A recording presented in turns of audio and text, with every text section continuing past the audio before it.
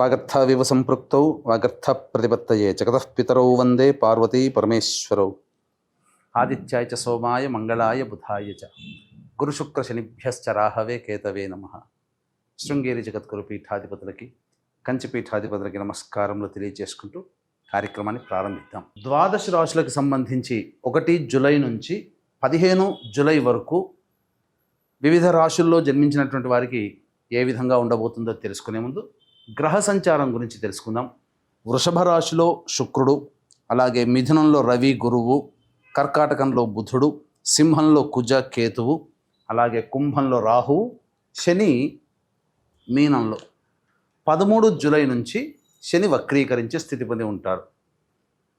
అయితే ప్రధానంగా గమనించుకున్నట్లయితే చాలామంది ప్రేక్షకుల్లో ఉన్నటువంటి చాలా సందేహాలు, కొన్ని చెప్పినటువంటి విషయాల్లో కొన్ని మాకు ఫలితాలు సరిపోవట్లేవు అని అంటున్నారు. అంటే దీని అర్థము చాలామంది చూసుకునేటువంటిది సన్ జొడాయిక్ సైన్ ద్వారా చూసుకుంటున్నారు. అంటే ఈ ఉదాహరణకు చెప్తున్నాను, 23 జూలై నుంచి 22 ఆగస్టు మధ్యలో పుట్టినటువంటి వాళ్ళకి లియో సైన్ అని చెప్తారు. కాబట్టి సింహరాశి గురించి చెప్పేటప్పుడు 23 జూలై నుంచి 22 ఆగస్టు మధ్యలో పుట్టిన వాళ్ళు చూసుకుంటున్నారు. అది తప్పు. మీరు జన్మించినటువంటి జన్మ తేదీని అనుసరించి ఒక నక్షత్రము, ఆ నక్షత్రాన్ని అనుసరించి రాశి ఉంటుంది, ఆ రాశి ప్రకారమే మీరు చూసుకోవాలి. ఇది సరైనటువంటి విధానము. కొంతమంది నామ నక్షత్రం చూసుకుంటున్నారు.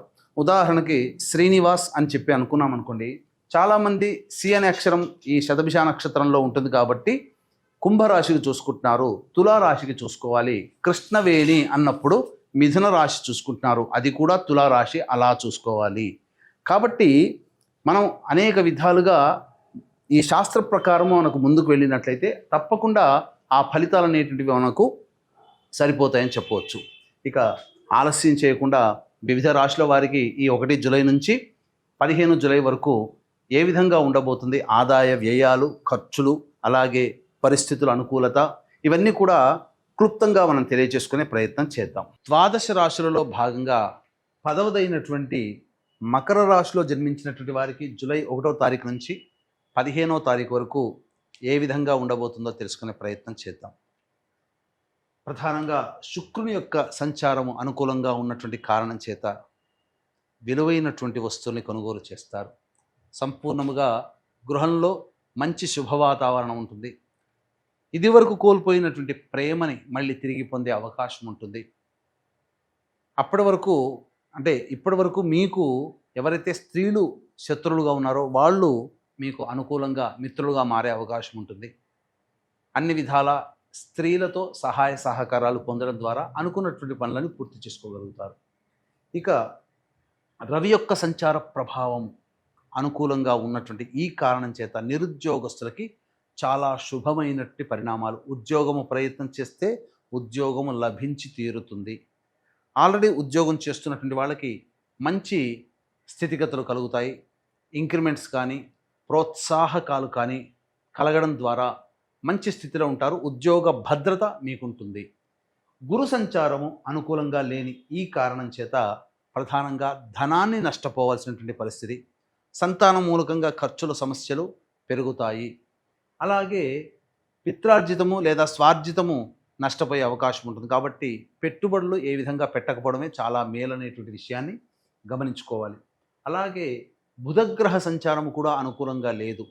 ఈ కారణం చేత అనవసరంగా జీవిత భాగస్వామి మీద కానీ వ్యాపార భాగస్వామి మీద కానీ నోరు పారేసుకునే అవకాశాలు ఉంటాయి. వారి వలన ఖర్చులు కూడా అధికంగానే ఉంటాయి. లేదా వాళ్ళు తీసుకున్న నిర్ణయాలు కలిసి రాకపోవడం వల్ల కొన్ని ఇబ్బందికర పరిస్థితులు. తర్వాత బుధుడు కూడా అనుకూలంగా లేనటువంటి కారణం. ఇక అష్టమ కుజ సంచారము, కేతు సంచార ప్రభావము, ఇది కొంత ప్రతికూలమైనటువంటి ఫలితము. అనారోగ్య సూచనలు తెచ్చిపెట్టే అవకాశం ఉంటుంది. కాబట్టి జాగ్రత్తలు పాటించండి. ముఖ్యంగా జ్వరముతో ఇబ్బంది పడే అవకాశాలు ఎక్కువగా ఉన్నాయి. మెడ సంబంధమైనటువంటి నరములతో కాస్త సర్వికల్ ప్రాబ్లమ్స్ అని అంటారు, కొంత ఇబ్బందికర పరిస్థితులు ఎదురవుతాయని చెప్పవచ్చు. కాబట్టి జాగ్రత్తలు పాటించండి. ముఖ్యంగా గృహపరమైనటువంటి సమస్యలు పెరుగుతాయి. అనగా వాహనాన్ని నష్టపోవడం కానీ, వాహనాన్ని అమ్మడం కానీ, లేదా గృహాన్ని అమ్మడం కానీ ఇలా మీది అనుకున్నటువంటిది ఏదైనా ఫిక్స్డ్ అసెట్ ఏదైతే ఉంటుందో అది మిమ్మల్ని వదిలి వెళ్ళే అవకాశాలు ఉంటాయి. కాబట్టి జాగ్రత్తలు పాటించడం, ముఖ్యంగా వాహనాన్ని నడిపేటప్పుడు కూడా జాగ్రత్తగా ఉండాలి. ఇక రాహు సంచార ప్రభావము ప్రధానంగా కొన్ని అనవసరమైనటువంటి వివాదాలు తెచ్చిపెట్టే అవకాశం ఉంటుంది. మీ మాట తీరు వలనే ఇబ్బందికర పరిస్థితులు ఉంటాయి. కావున జాగ్రత్తలు పాటించండి. శని ప్రభావము సంపూర్ణంగా యోగాన్ని కలగజేస్తుంది జాతకరీత్యా. కాబట్టి అనుకూలమనే చెప్పవచ్చు. కానీ జూలై 13వ తారీఖు నుంచి శని వక్రీకరించినటువంటి కారణం చేత ఏలిన నాడు శని ప్రభావం పోయింది అనుకున్న వాళ్ళకి మళ్ళీ 13వ తారీఖు నుంచి వక్రీకరించినటువంటి ఫలితం చేత శని భగవాన్ యొక్క ఏలినాడు శని దోషానికి కూడా మీరు గురవుతారు. దీని ప్రభావం మీరు 9వ తారీఖు నుంచి ఎక్స్పెక్ట్ చేయవచ్చు. ఎక్కువ కాలం ఉంటుంది. దాదాపు 5-6 నెలల పాటు కూడా ఈ యొక్క శని ప్రభావం కొంత ఇబ్బందికరంగా ఉంటుంది. కాబట్టి జాగ్రత్తగా ఉండాల్సినటువంటి పరిస్థితి. ఏ తర్వాత చెప్పొచ్చేది ఏమిటంటే, ఒక శుక్రుడు, రవి, శని తప్ప మిగతా గ్రహాలు ఏవి కూడా అనుకూలంగా లేవు. కావున దైవానుగ్రహాన్ని పొందే ప్రయత్నం చేయండి. ఈ రాశిలో జన్మించినటువంటి వాళ్ళకి కోల్పోయిన చోటే వెతుక్కున్నట్టుగా గౌరవ మర్యాదలు ఎక్కడ కోల్పోతారో అక్కడే మళ్ళీ మీరు పొందడం, తద్వారా మిమ్మల్ని దూరం పెట్టిన వాళ్ళే సాధారణంగా ఆహ్వానించే పరిస్థితి. కాకపోతే అన్నీ ఉన్న అల్లున్నోట్లో శని అన్నట్టుగా గౌరవ మర్యాదలకి పెద్దపీట వేస్తూనే మీ ద్వారా తీసుకోవాల్సినటువంటి శారీరక శ్రమ, మానసిక ఒత్తిడి, ఇవన్నీ శారీరక శ్రమను తీసుకోవడం ద్వారా మీరు కొంత మానసిక ఒత్తిడి గురయ్యే అవకాశం ఉంటుంది. ఏదో విధంగా మీ యొక్క సర్వీసే ఎదుటి వాళ్ళకి వెళుతుంది. కానీ దానివల్ల మీకు ఎటువంటి ఉపయోగము లేదు. డబ్బుల విషయంలో జాగ్రత్తలు పాటించండి. మీ దగ్గరికి మంచిగా వచ్చి డబ్బులు అప్పుగా అడుగుతారు, కానీ లేదా ఏదైనా వాగ్దాన రూపంలో మిమ్మల్ని గ్యారంటీగా అడుగుతారు. మంచి మాటలకి మీరు పొంగిపోయి డబ్బుని కానీ వాగ్దానాల్ని కానీ వృధా చేయకండి. భవిష్యత్తులో అది మీకు చేటు చేస్తుందనే విషయం గమనించుకోవాలి. ఏ తర్వాత ఈ రాశిలో జన్మించినటువంటి యువతీ యువకులకి వివాహ సంబంధాలు ప్రయత్నం చేయండి. దైవానుగ్రహంతో వివాహ సంబంధాలు నిశ్చయమయ్యే అవకాశం ఉంటుంది. అయితే సంతాన ధారణకి ఇది సమయం కాదు కాబట్టి వాయిదా వేసుకోవడం మంచిది. ఆల్రెడీ గర్భవతులైనటువంటి వాళ్ళు డాక్టర్ల యొక్క సలహాలు, సూచనలు తప్పకుండా పాటించాలి. నష్టం జరగకుండా చూసుకోండి.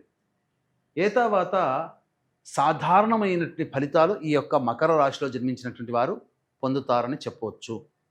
ఈ యొక్క మకర రాశిలో జన్మించినటువంటి వారు సమస్యల పరిష్కారం కోసం ప్రతిరోజు కూడా తులసి చెట్టు దగ్గర ఆవు నేతితో దీపారాధన చేసి విష్ణు సహస్రనామ పారాయణం చేయండి. ఇదొక్కటి చేయండి చాలు. చాలా మటుకు సమస్యలు తగ్గుముఖం పడతాయి. దైవానుగ్రహం అందరికీ అందించాలనేటువంటి ఒక సదుద్దేశంతో ఈ యొక్క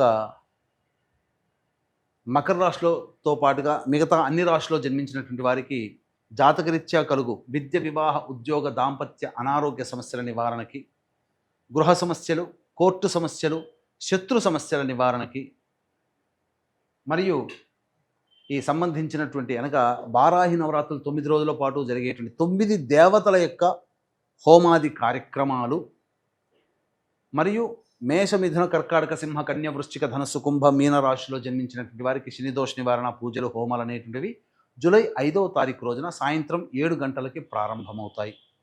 సాయంత్రం 5 గంటల లోపల మీ గోత్రనామాదులు నమోదు చేసుకోవచ్చు. ఈ కార్యక్రమంలో నమోదు చేసుకున్నటువంటి వాళ్ళకి శక్తిపాతము చేయబడినటువంటి శంకరంగలి మాలని ఇవ్వడం జరుగుతుంది. ఇక ఈ యొక్క జూలై 1వ తారీఖు నుంచి 15వ తారీఖు వరకు రోజువారీ దైనందిన కార్యక్రమాల్లో స్థితిగతులు, ఆదాయ వ్యయాలు ఎలా ఉన్నాయో తెలుసుకుందాం.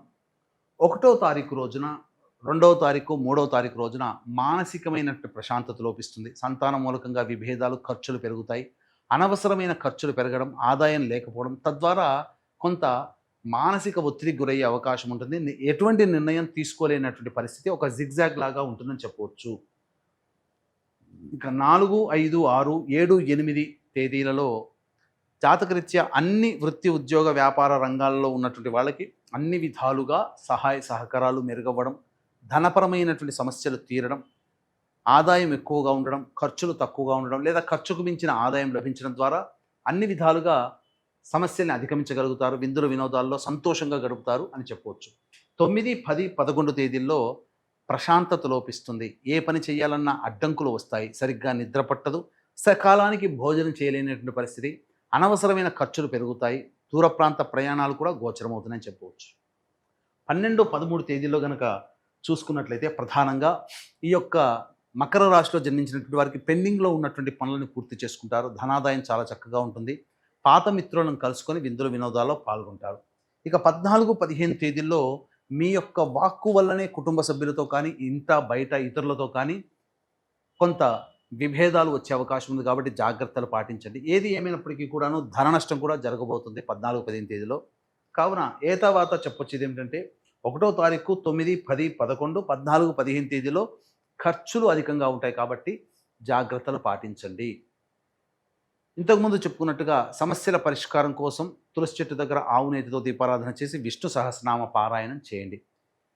ఇప్పటికంటే ఇంకా సమస్యలు అధికంగా ఎదుర్కొంటున్నట్లయితే దగ్గరలోని మంచి ఉపాసనా పరులైనటువంటి జ్యోతిష్యుల్ని సంప్రదించి వారి సలహాలు సూచనలు కనుక పాటించినట్లయితే మరింత మెరుగైనటువంటి జీవితాన్ని పొందుతారని తెలియజేస్తూ సర్వం శ్రీ ఉమామహేశ్వర పరబ్రహ్మార్పణమస్తు.